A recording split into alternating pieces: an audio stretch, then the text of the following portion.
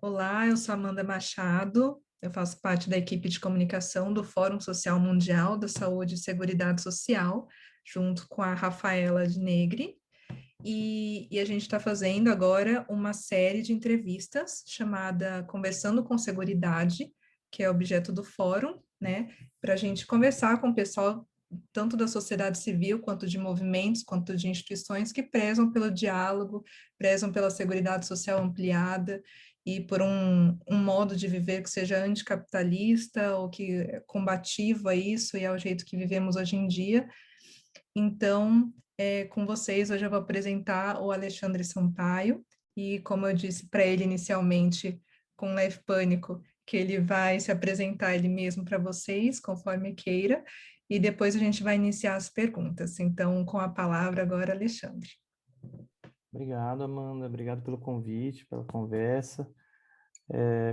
Meu nome é Alexandre Andrade Sampaio, eu trabalho como coordenador para a América Latina e Caribe, uma organização de direitos humanos e ambiental chamada International Accountability Project. Sou formado, minha graduação foi em Direito, tenho mestrado em Direito também, Internacional de Direitos Humanos, e em Ciências Sociais e Direitos Humanos. E venho trabalhando na sociedade civil, com organizações não governamentais há um pouco mais de uma década, diferentes organizações que lidam com acesso à informação, liberdade de expressão, litígio estratégico, proteção ambiental, e hoje em dia, como eu disse, estou na International Accountability Project, que a gente pode chamar aqui nessa reunião de IAP, que é uma organização que trabalha majoritariamente com análise de investimentos de instituições financeiras internacionais, tentando fazer com que se evite a violação de direitos humanos, direitos ambientais, que podem decorrer desses tipos de projetos e políticas que são estimulados e financiados por essas instituições. Tá ótimo. Então, queria te agradecer, Ale, por estar aqui com a gente. O Ale é uma pessoa muito solícita, muito querida, já considero um amigo para mim.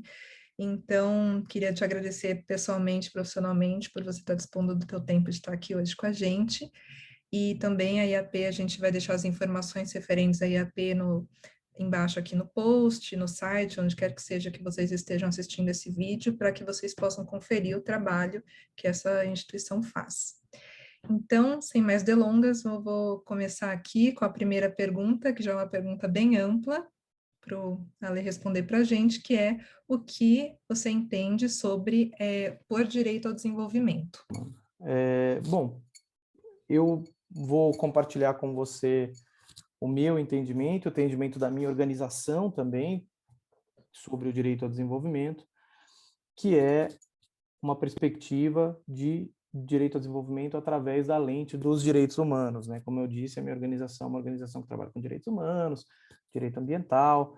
Então, a gente traz essa perspectiva para essa discussão e a gente se baseia principalmente na Declaração da ONU de 1986, que é uma declaração super importante para o tema, que visa trazer, pelo menos para o debate, a tentativa de concretização do desenvolvimento, né? Uma primeira tentativa, que hoje vem sofrendo com várias outras, sofrendo no bom sentido, né? Sofrendo com várias outras iniciativas da ONU para a sua implementação, e que traz essa perspectiva, então, de um direito inalienável, interdependente, indivisível, universal, que é a perspectiva que a gente está acostumado a conversar quando a gente fala sobre direitos humanos, né? Uhum. E é a perspectiva também que ela traz da questão da participação democrática das populações, né, dos povos, a partir da sua autodeterminação, para decidir o que eles querem para o seu próprio futuro, né? Então, é uma visão também de desenvolvimento que, de alguma forma, tenta trazer a discussão para aquela pessoa ou para aquele povo que realmente vai ser impactado, né, por esse projeto ou por essa política que está sendo pensada para o seu próprio território, para o que vai fazer com que a sua vida seja modificada ou que continue se é que está bom do jeito que está. Então, é pensar no seu próprio passado, também na situação que eles estão no presente e o que eles querem para o futuro, né? Essa é a perspectiva que a gente tenta trazer para essa discussão, que está baseada na declaração, né? Mas que a gente também tenta modelar conforme o trabalho que a gente vai fazendo, que é um trabalho que a gente tenta ir a campo, conversar com as comunidades que estão interessadas em interagir conosco e desenvolver uma metodologia que caiba dentro da perspectiva cultural dessas comunidades, desses indivíduos, para que a gente consiga elaborar uma visão de desenvolvimento que se adeque aos direitos humanos, ao direito ambiental, que seja também de certa forma, compartilhada, em harmonia com o entorno também. Tudo isso faz parte da nossa visão do que é o direito ao desenvolvimento, né? Algumas coisas a gente vai achar na declaração, outras coisas a gente vai achar em outras normativas, né? Por exemplo, tem a Convenção 69 da OIT, tem a questão agora de como o painel de especialistas, por exemplo, de direito ao desenvolvimento está pensando o desenvolvimento, a gente também traz essas discussões para a nossa metodologia. Então, tudo isso a gente vai buscando para ir cada vez mais atualizando a nossa visão do que é o direito ao desenvolvimento, né? Mais ou menos por aí, assim, não responde exatamente o que é o direito ao desenvolvimento, porque além dele ser um direito em si, né, materialmente, ele também é um processo, né? E como processo ele nunca acaba, né? Ele vai sempre se atualizando, ele vai sempre se adaptando, né, às visões daqueles que vão ser impactados, daqueles que querem pensar o desenvolvimento para si, né? Muita gente não gosta nem de falar da palavra desenvolvimento, né? Porque estão, de certa forma, machucados, né? Né, de uma forma, já se tornou um termo meio pejorativo, né, desenvolvimento se associado com lucro, e eu acho Exatamente. muito interessante isso que você fala, Lê, porque tanto essa questão do direito ao desenvolvimento, às vezes não está, por exemplo, eu penso que pode não estar numa normativa, né? A gente fica estudando, até enquanto advogados, outras pessoas, o direito ao desenvolvimento enquanto normativa e buscando esse amparo legal, mas na verdade quem vai saber o que é desenvolvimento muitas vezes é o pessoal da comunidade que está sendo impactada, então que pode ser que não esteja nenhuma lei, nada disso, mas quem vai saber o que é desenvolvimento é a própria pessoa. E eu acho que também é legal essa perspectiva do direito ao desenvolvimento de ser uma coisa integradora de outros direitos humanos, que é uma visão que o Fórum Social Mundial aqui, né, da Saúde e Seguridade Social compartilha, que a gente entender que se a pessoa não tem acesso, por exemplo, à moradia, isso vai impactar, obviamente, em todos os outros direitos dela, direito à saúde, direito à alimentação, direito a saneamento básico. Então, qualquer direito humano que esteja sendo violado, todos os outros direitos estão sendo violados, porque são Exatamente. coisas, né, interdependentes, como você disse. Então, acho que o direito ao desenvolvimento é esse pacote mesmo e que pode não ter só uma, e tomara que não tenha só uma definição, são várias definições e elas mudam de contexto, né? E também é legal essa questão da ONU, de que a ONU foi um passo muito importante, essa questão de direito ao desenvolvimento e todos os outros passos humanitários que a ONU dá, mas é importante a gente sempre contextualizar naquele local, se o que está na normativa vai fazer sentido naquele local, e enfim, eu acho legal como você trouxe e agora eu complementei um pouquinho algumas coisas que eu fui pensando. Maravilha, não, concordo plenamente com você. E é isso mesmo, né? E a gente tem, inclusive, é uma questão que eu gosto muito de debater, estudar também, né? Que é uma visão que o advogado ele é treinado para ter uma visão compartimentada, né? De direitos. Mas o direito ao desenvolvimento ele vem para questionar isso, né? Mesmo quando a gente fala de direitos humanos, a gente tem mania de falar o direito à liberdade, o direito ao devido processo legal, o direito a X, Y, Z, né? E quando o direito ao desenvolvimento ele vem, né? Ele vem para falar para você com toda a força, né? Da interdisciplinariedade, da interdependência, né? Que não é só direito que a gente tem que pensar, que a gente tem que pensar em outras coisas também, o que é um desafio muito grande, né? Não só como advogado, mas também como um ativista, né? Um ativista que às vezes se vê provocado a pensar em outras esferas, né? Você tem que pensar na economia. você tem que pensar, pô, isso aqui, economia solidária, isso aqui faz sentido desde a perspectiva da antropologia, isso aqui faz sentido desde a perspectiva da sociologia, né? Isso tudo é muito interessante, isso tudo o direito ao desenvolvimento ele traz com uma força muito grande para a gente, né? Todos os direitos humanos deveriam trazer, mas o direito ao desenvolvimento ele te exige que você tente, Reflexão maior, né? né? Exatamente. É. E o que que você acha, assim, desse teu trabalho, como você já iniciou um pouquinho falando para a gente com a IAP, como você acha que se relaciona esse direito ao desenvolvimento com especificamente instituições financeiras? Bom, uma maneira como isso se relaciona, que a gente estava debatendo aqui, é como esse nome, né, o desenvolvimento, essa palavra, ela é parte de uma batalha narrativa, né, e que hoje em dia muita gente entende essa palavra como uma coisa pejorativa, como você mesmo mencionou. Então, instituições financeiras internacionais, regionais, nacionais, né, por muitas vezes se autodenominam instituições de desenvolvimento, né? E isso deveria ser lido com muito cuidado, né? Porque pelo menos através do trabalho da IAP e da nossa visão, né, a gente vê que o que realmente nós entendemos como desenvolvimento, o que a gente estava debatendo aqui quando você me fez a primeira pergunta, não é o que é implementado ou que é nem buscado por essas instituições financeiras, né? Então, quando você vai falar do Banco Mundial, do Banco Interamericano, da Corporação Andina de Fomento, BNDES, outras tantas, que são todas as instituições que a gente monitora no nosso sistema de alerta prévio da IAP, você vai ver que o que está no pipeline, né, no cano de projetos dessas instituições, são projetos completamente alheios às vontades territoriais, às vontades das comunidades que vão ser impactadas por esses investimentos, né? As pessoas nem sabem, né? Esse é um primeiro ponto, né? Eles nem sequer sabem que isso existe. Por isso a existência do sistema de alerta prévia, né? Para tentar levar informação para as comunidades de que algo está chegando, que provavelmente elas não sabem que está chegando, né? Para poderem ter a oportunidade de dizer, quiçá antes do banco decidir investir, né? Dessa instituição financeira decidir investir, que ou não estão de acordo, ou que não foram consultadas, ou também estiver de acordo, ok, mas a questão é essa, né? É saber o que está acontecendo, ter direito à participação, ter direito à fala, né? Para começo de conversa, né? Uhum. Porque já não houve a construção coletiva. Se você está sendo informado que algo está vindo, já não houve a construção coletiva, né? Então aí já poderia ser interpretado como uma violação, né, do direito ao desenvolvimento.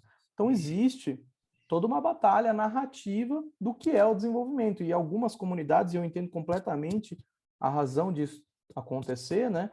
Inclusive desistem de utilizar a palavra desenvolvimento e de lutar por ela, né? E começam a pensar em o que é o plano de vida da nossa comunidade, o plano de permanência territorial, alguma coisa que não envolva a palavra desenvolvimento. E a gente vai perdendo essa batalha, né? E os nossos pontos legais também, que são importantes, né? Que são pontos de luta, como, por exemplo, a Declaração da ONU de 86, que fala que é um direito humano, né? Que é a partir daí que Uhum. a gente tem que começar a olhar essa lente, né? A olhar esse direito. Óbvio que existe, né? E eu entendo também esse contraponto, né, de pessoas falando, bom, mas o desenvolvimento ele não começa em 1986, né? A palavra desenvolvimento não começa a ser debatida em 1986, né? E antes ela vinha para o plano de direito, ela era do plano econômico e tudo mais.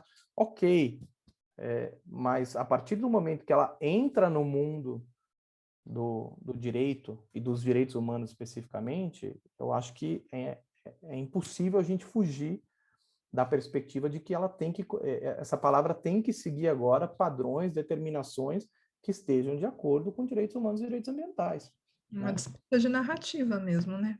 Para a gente entender, ressignificar essa palavra e, Que tem efeitos na prática, né? sim, Obviamente tem efeitos na prática essa batalha narrativa, né? uhum, sim. E Ale, falando também um pouquinho da nossa primeira questão sobre contextualização, né, dos lugares em direito ao desenvolvimento, você atua como coordenador da América Latina e Caribe, da IAP, e eu queria saber o que você acha, assim, contextualizando um pouquinho o direito ao desenvolvimento aqui nessa região, como que você traçaria esse cenário do direito ao desenvolvimento contextualizado na América Latina e no Caribe, eventualmente, não sei se gostaria de fazer alguma comparação ou não, mas o que você tem visto, assim, como coordenador? Certo. São duas perspectivas possíveis, tá? Mas eu vou falar da perspectiva do sistema de alerta prévio, que é esse sistema que eu estava mencionando, que faz esse monitoramento, e também da nossa atuação como ativistas dentro do mundo dos direitos humanos e direito ambiental, né? Então, a perspectiva que eu tenho hoje em dia, né, do que dessa batalha pelo desenvolvimento, né, pelo que deveria ser o desenvolvimento e pelo que as organizações, as instituições financeiras vendem como desenvolvimento, é uma perspectiva muito ruim, né? A gente vive num tempo atual de uma concorrência ferrenha do capital, né? Com certeza um contexto neoliberal, um contexto também de violações de direitos humanos e direitos ambientais cada vez maiores, né? Num caos ambiental, praticamente.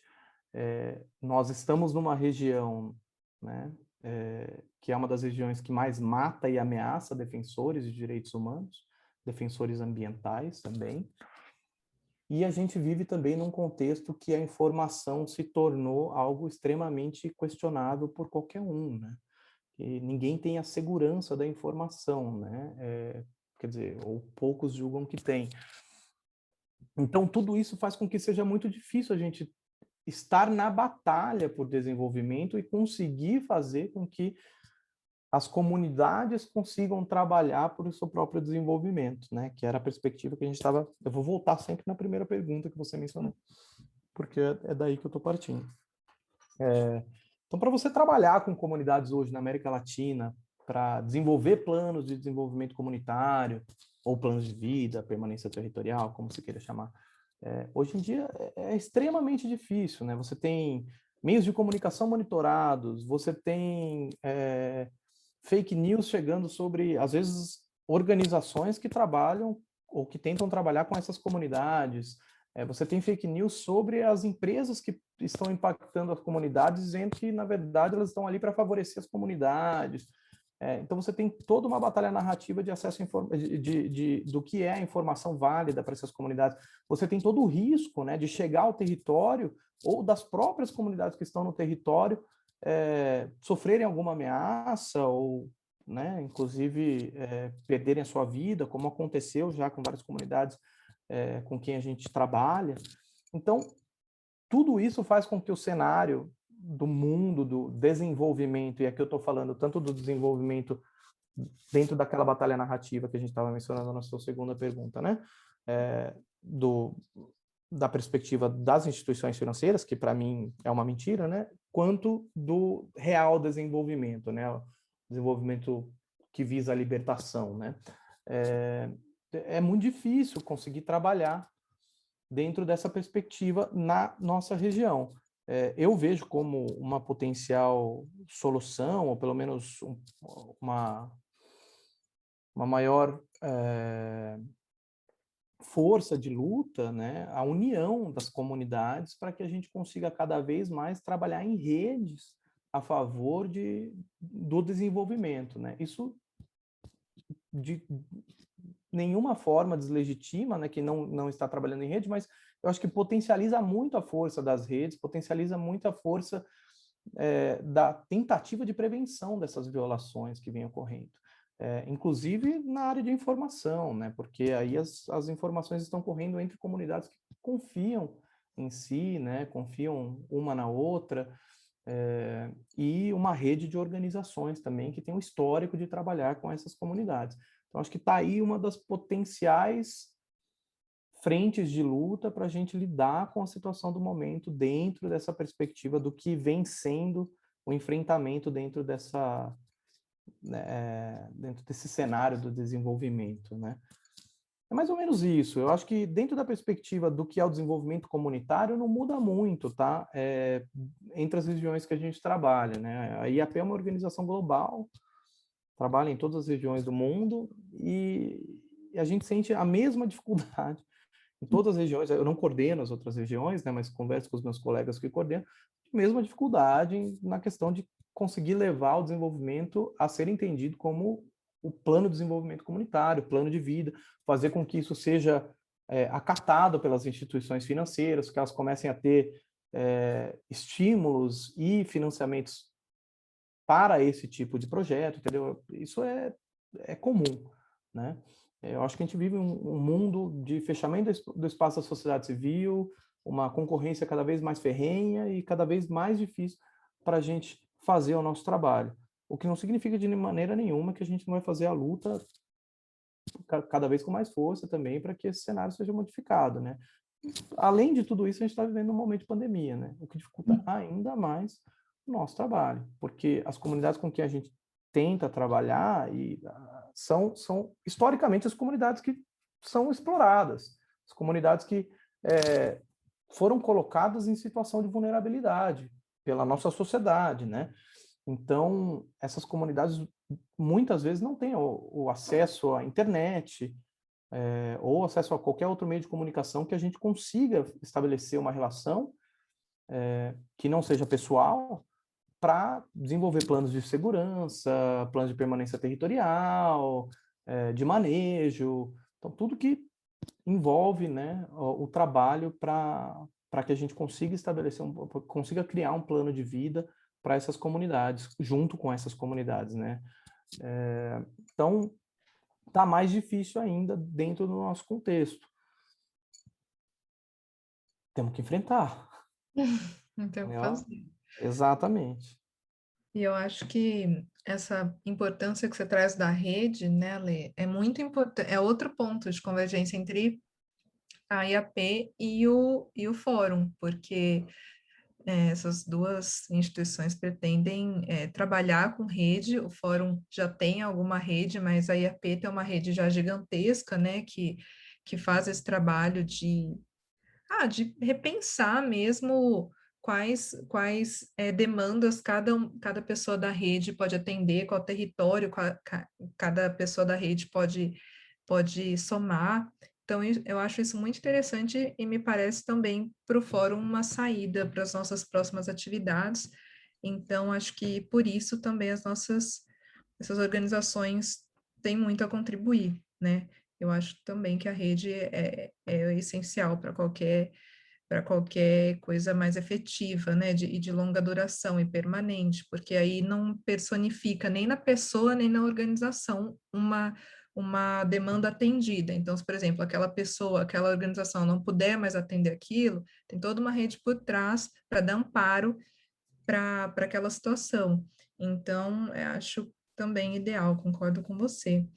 E aí, Não, uma. só para complementar também, né? Concordando com você, dizendo que as sinergias estão muito claras entre a IAP e a rede com a qual a IAP trabalha e o fórum, né? A gente já Uhum. fez algumas conversas sobre como o fórum se propõe a trabalhar, como vem trabalhando, né? E eu acho que é um alinhamento muito grande, né? E a IAP está disponível sempre para também ativar a sua rede para trabalhar com o fórum e proporcionar também os trabalhos que a gente conseguir proporcionar ou que a nossa rede conseguir proporcionar para que o fórum consiga cumprir a sua tarefa também, né? E eu sei que o fórum também tem a sua própria rede, que para a gente é extremamente importante também.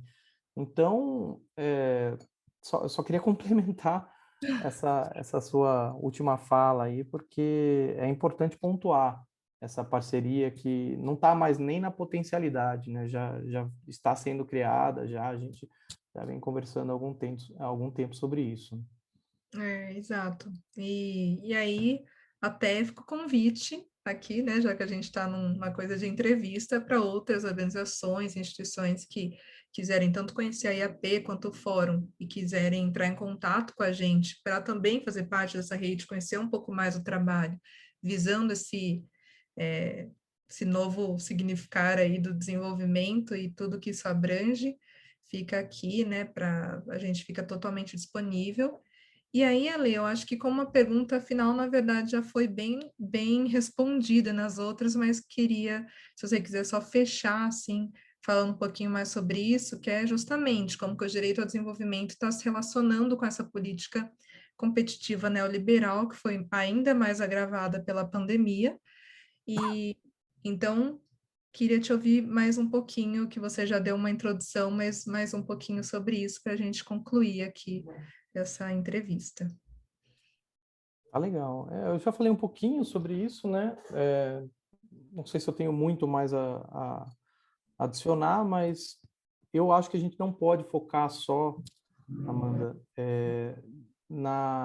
no problema do neoliberalismo. Eu acho que a gente tem que sempre lembrar, né, que independentemente de ser um regime neoliberal ou não, o capital vai sempre exigir a concorrência, né? E então e a concorrência dentro do mundo do capital, ela leva invariavelmente a uma coisa que dentro do mundo das políticas públicas, né, o pessoal tem a mania de usar a expressão em inglês de race to the bottom, né?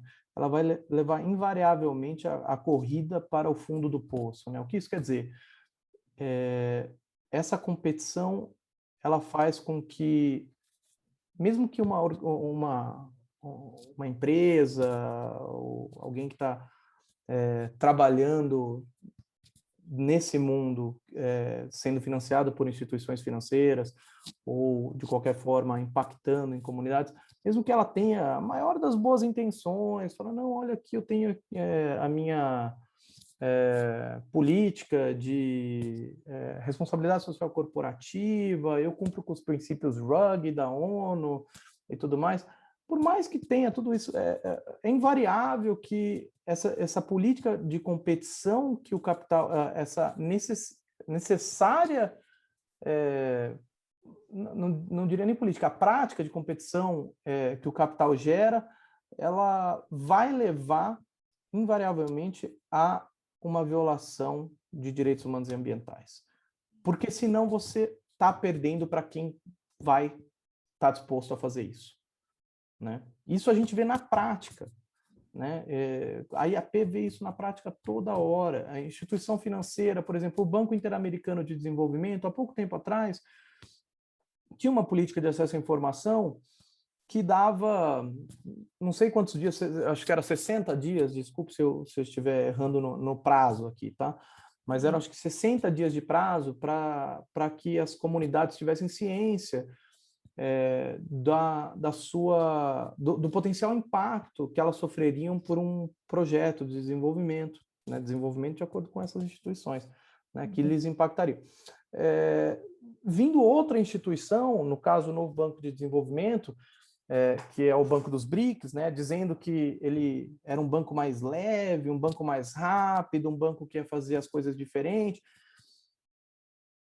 Esse banco começou a entrar em competição, inclusive dentro dessas normativas, com essas instituições que já estavam postas, né? E uma dessas normativas é a normativa de acesso à informação, que reduziu o prazo para conhecimento das comunidades em relação aos projetos que poderiam lhes afetar. O que aconteceu? O Banco Interamericano de Desenvolvimento também desceu o prazo. Então, eu estou falando aqui de uma escala bem maior do que, né? Eu estou falando aqui das instituições financeiras internacionais, né? Mas isso é aplicável a qualquer lógica do capital, né? Então, eu fico um pouco reticente. Óbvio que o neoliberalismo, ele nos aponta para um Estado ainda maior de violações, né, de direito ambiental, de direitos humanos, né, ele é o livre mercado, né, então, obviamente, ele vai exponenciar esse potencial de concorrência e o que esse potencial de concorrência leva, né, em relação a essa dinâmica do fundo do poço, né, que eu estava mencionando. Mas eu acho que não é só isso, entendeu? É a questão do capital mesmo. Então, se a gente não se posicionar de uma maneira correta, pontual, com relação ao capital e focar só no neoliberalismo, depois a gente pode ser, vamos domar a besta. Gente, a gente não doma esse bicho, entendeu? E é de décadas já, essa questão de responsabilidade social corporativa, que agora eu vejo toda hora aparecendo em todos os lugares, faz 10 anos que já tem uma política da ONU, né, tentando domar. Eu estou falando no plano internacional, claro que isso já existe também há muitas décadas em outros planos, né? Mas no plano internacional já faz 10 anos ou mais que existe aí os princípios Ruggie. Estão domando o capital? Né? Eles estão realmente conseguindo fazer com que o capital não faça essa corrida para o fundo do poço? A gente está vivendo hoje em dia uma situação melhor do que a gente vivia uma década atrás? Entendeu? Acho que essas são perguntas que têm que ser feitas para a gente não ficar só numa crítica que depois vai nos levar de volta a um ponto que a gente achava que a gente conseguia controlar e a gente não vai conseguir controlar novamente. E talvez a gente volte ao neoliberalismo e a gente está nesse movimento circular, né? E a gente não pensa em outras soluções. E quem tem que pensar nessas outras soluções? São as próprias comunidades, né? As próprias comunidades, se a gente for trabalhar com uma comunidade na Amazônia, que vai pensar no seu próprio projeto de desenvolvimento, no seu próprio plano de desenvolvimento, será que ela vai pensar em perspectiva de competição? Será que uma comunidade indígena vai pensar na competição da sua própria produção, de acordo com seus próprios costumes, de acordo com seus próprios tempos? Vai pensar numa perspectiva de competição com a comunidade indígena que está ali do lado, que está, né, ou com uma comunidade extrativista? Então, eu acho que a gente tem que tentar também aprender com essas comunidades, né? E tem uma coisa que eu gosto muito de lembrar, né? Não que eu seja um seguidor eterno, né? E afinco, assim, do Proudhon, mas eu acho que tem uma frase muito interessante que eu vou parafrasear aqui do Proudhon, que ele fala que o ser humano invariavelmente vai voltar ao seu estado de natureza de igualdade. Tudo bem que naquele momento ele queria dizer natureza de alguma outra perspectiva, né? Talvez o direito natural e tudo mais, que não necessariamente a gente compartilha.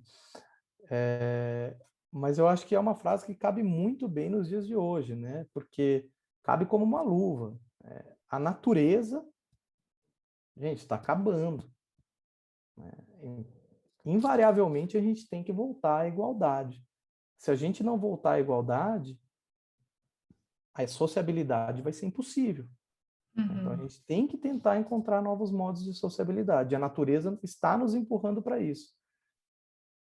Para quem quiser consultar, está no livro A Propriedade é um Roubo, se não me engano, do Proudhon. E já nos diz alguma coisa sobre essa última pergunta também que você me fez.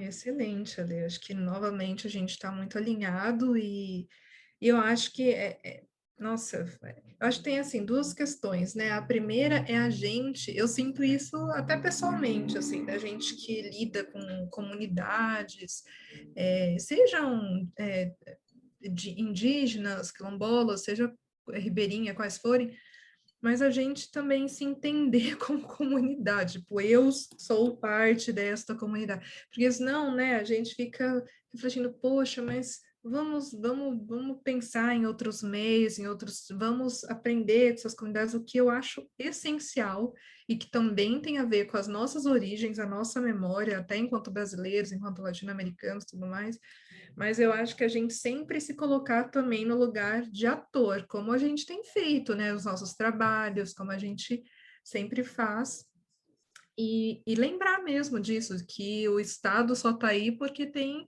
todos nós, enquanto sociedade, elegendo um Estado, e todo mundo que está no Estado provém dessa mesma sociedade, dessa comunidade. Então, a gente ter sempre essa ligação muito forte, né?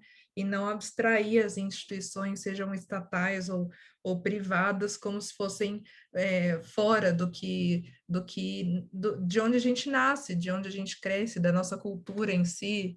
São pessoas que estudaram com a gente, ou né, em lugares que estão formando mesmas pessoas como nós. Então, é bom a gente realmente sempre restaurar esse vínculo e entender que a gente também é ator dessa mudança e vamos aprender tudo que der para aprender e vamos juntos. Univos, realmente. Exatamente, é a nossa responsabilidade, né? Eu queria só complementar esse último ponto, porque eu concordo plenamente com você, Amanda. Às vezes as organizações de direitos humanos, como a minha, por exemplo, né, a gente tem a tendência a focar um pouco mais nas comunidades que se encontram em situação de vulnerabilidade, por uma questão realmente de exploração da maioria da população em relação a essas, né?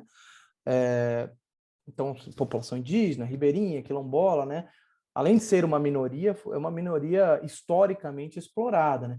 Mas é muito interessante isso que você mencionou, porque outro dia eu estava numa reunião com um pessoal com quem eu trabalho, de uma organização comunitária chamada Rios Vivos, na Colômbia, que está sendo impactada por um mega projeto chamado Hidroituango, né? Que é um projeto que viola todos os direitos humanos e ambientais que você pode imaginar. E eu estava justamente perguntando algumas coisas para uma comunitária, que é uma líder da comunidade, e ela me falou assim, né, mas você pode responder essas perguntas também? Eu falei, mas é que eu não sou da comunidade. Ela falou, mas você é tão impactado quanto eu por essas violações que estão acontecendo aqui no meu território, porque você vai sofrer, esse ambiente é seu também. Olha isso. Isso é um empoderamento muito grande, né? Tipo, é verdade. É um fato, é um fato. Né? Então, para concordar com você também e para chamar a responsabilidade para nós também. E é isso, Ale, eu acho que assim, realmente esse negócio da gente ficar, de você ter pontuado a questão do neoliberalismo e do capitalismo, realmente, se a gente não for na raiz do negócio, a gente não sai daqui nunca, né? Então, aquela coisa de reformar instituições e mascarar de outra forma, mas que, na verdade, sempre vai ser o mesmo sistema de oprimidos versus opressor. Então, para ter, né, o privilegiado tem que ter o oprimido necessariamente. Então, realmente, a gente tem que ir na raiz do negócio e trabalhar em cima disso. Concordo com você. Então, acho que é isso. Te agradeço novamente muito por dispor do teu precioso tempo para estar aqui com a gente. E foi maravilhoso, de verdade, te ouvir, tuas ideias, e espero que nossas parcerias sempre frutifiquem muito. Eu que te agradeço, Amanda. Eu não tenho dúvida nenhuma dessas parcerias dando resultados maravilhosos num futuro muito próximo. Então, de novo, né? Agradeço e continuamos em contato, porque o nosso trabalho é longo, mas a luta é necessária. Então, tá bom. Um beijo para todo mundo que está nos assistindo e até a próxima gravação de Conversando com a Seguridade.